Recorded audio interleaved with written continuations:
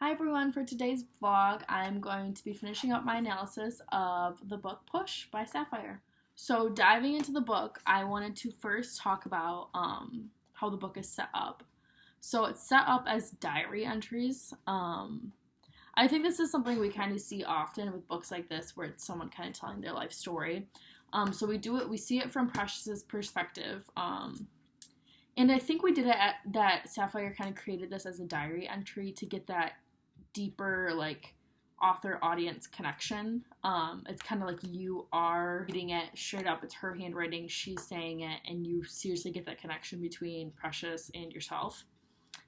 And I think it kind of makes you like wonder, like once you put the book down, you're kind of like, okay, well, what's the next letter that Miss Rainwrights are gonna say, or what is she gonna do at school tomorrow, or whatever. Another thing that's interesting is the diction in this. There's a lot of profanity, obviously, but I think that was like one of the best parts about this book because I feel like everyone swears. It's not uncommon, and I think it's good for books like this because it really portrays that message of what she's thinking and how honest she is, and like it's just straight up. That's what's going on. And so I think that also kind of creates that connection between the author and the reader. And also the misspelling of her words. Because I think as the book goes on, you kind of see that she gets better with her spelling. That also kind of shows that you're on this journey with her. You're seeing her improve not only in her life, but in school as well. So that was fun to see. And I really liked how the book was set up as diary entries. So as I was getting ready to make this analysis, I remember hearing a lot of criticism about the movie when it came out, not necessarily the book. So I ended up doing some research to try and figure out why that was getting so much criticism.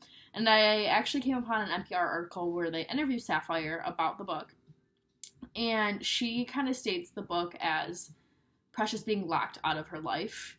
So one of the things I kind of grabbed from that is she's being locked out based on her looks. So in one of the quotes that is on page 114, she said, "I would still be a girl now if I hadn't had no kids. I would be a virgin like Michael Jackson, like Madonna. I would be different. I would be a different Precious Jones. My breasts not be big, my bra be little and pink like a fashion girl. My body be like Whitney. I would be thighs not big." And so I think that's her just kind of saying she's locked out of the life that she wants when it comes to her appearance. And then it kind of goes into the whole she's locked out of her literacy. She wants to be able to read and write, but there's that wall between her and the beginning and going to school and getting that education. And then there's also that lack on that home life, like how long it took her to finally leave her mom's house. And so I think this book did a really good job looking at every single aspect of her life, like her personally looking at herself, and then her looking at her education, and then her and her home life.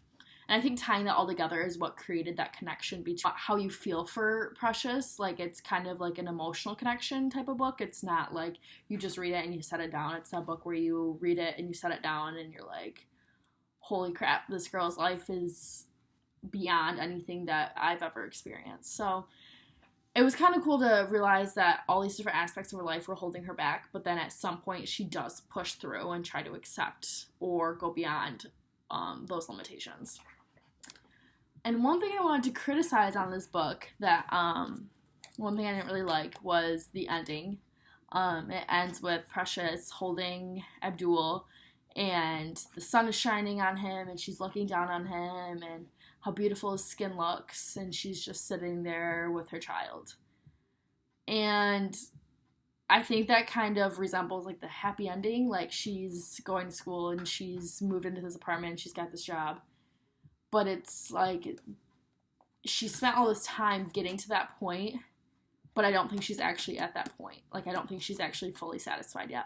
So it was kind of like annoying, I guess, to say she got this happy ending, when in reality, I don't think she actually did. And I get the book can't go on forever, but I think they outlined it kind of poorly with her looking down on her child and the sun is shining type of thing. It was kind of stereotypical. And I think they could have done a lot better job with articulating that, maybe keeping the audience wondering what happens next, pushing the audience to look into her life more. And I just wasn't, I don't know, I wasn't very happy with that ending.